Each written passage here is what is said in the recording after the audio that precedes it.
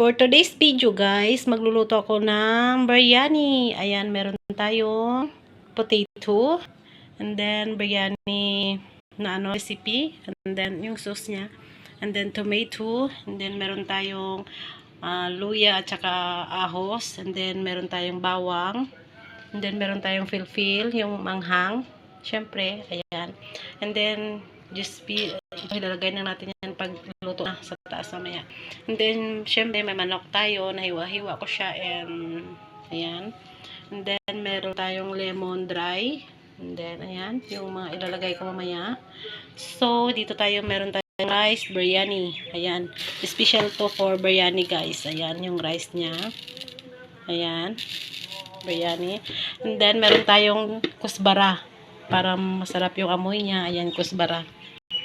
Pakukuluan lang natin yung potato ng para medyo hindi siya no. Ayan. First, naglagay tayo ng ahos at saka luya.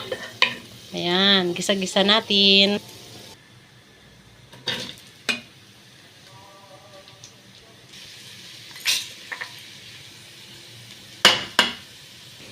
Kamun. Manok guys, sunod.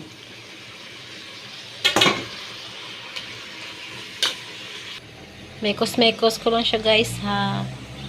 Susunod na ilalagay yung tomato. Ayan.